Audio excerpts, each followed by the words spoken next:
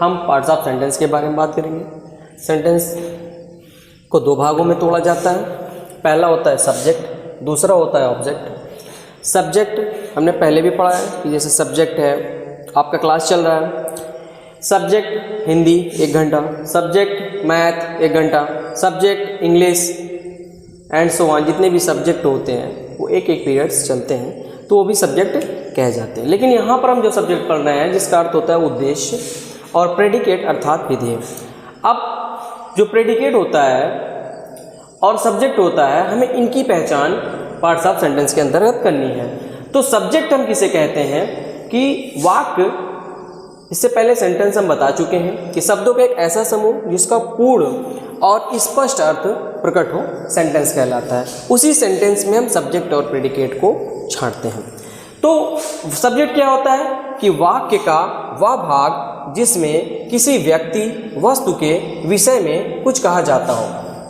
मतलब कि वाक्य का जो भाग है, जैसे सुरेश लाइक्स लेटर, ये एक आपका सेंटेंस है। इस वाक्य में वह भाग जिसमें किसी व्यक्ति हो या वस्तु हो के विषय में कुछ कहा जाता हो। इस किसके विषय में कहा जा रहा है कि सुरेश राइट्स लेटर्स, कौन पत्र लिखता है? सुरेश, अर्थात जिसके विषय में कुछ कहा जाता है। सब्जेक्ट को भी हम दो भागों में डिवाइड कर देते हैं। कभी सब्जेक्ट्स ये नाउन है और प्रोनाउन के रूप में भी होता है। जैसे यहाँ सुरेश राइट्स लेटर, यहाँ पर सुरेश एक पत्र लिख रहा है, हम सुरेश को हटा करके ही लिख सकते हैं, ही राइट्स लेटर, वह एक पत्र लिख रहा है।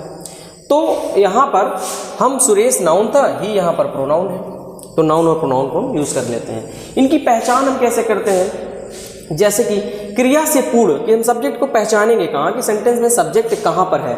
जो क्रिया हमारी होती है वर्ब, उसके पूर्व हम कौन या किसने का प्रश्न लगाकर जो उत्तर हमें प्राप्त होता है वही हमारा सब्जेक्ट कहलाता है। जैसे birds fly in the sky, birds मतलब चिड़िया, फ्लाई इन द स्काई आसमान में उड़ रही, तो हम पढ़े कौन आसमान में उड़ रही है? तो चिड़िया उड़ रही है, तो यहाँ जो बर्ड्स होगा यही आपका सब्जेक्ट होगा। इसके बाद बचा हुआ जो भी पार्ट होगा ये आपका प्रेडिकेट कहलाएगा।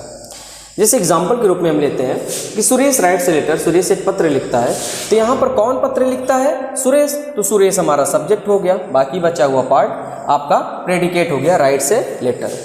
सेकंड में चलते हैं, इट्स रेन टुडे, आज वर्षा हुई है, तो हुई क्या है? इट्स यहाँ पर सब्जेक्ट है, आज के बारे में बता रहा है। रेन्स टुडे आपका प्रेडिकेट पार्ट में चला जाता है। Birds fly in the sky, चिड़िया आसमान में उड़ रही है, तो यहाँ पर जो बर्ड्स होगा, कौन आसमान में उड़ रहा है? चिड़िया उड़ रही है, बर्ड्स। बर्ड्स आपका यहाँ पर नाउन है तो सब्जेक्ट के पार्ट में जाएगा, बाकी बचा हुआ पार्ट आपका प्रेडिकेट हो जाएगा। सेकंड टेबल देख लेते हैं कि सब्जेक्ट में भी 2 पार्ट्स होते हैं।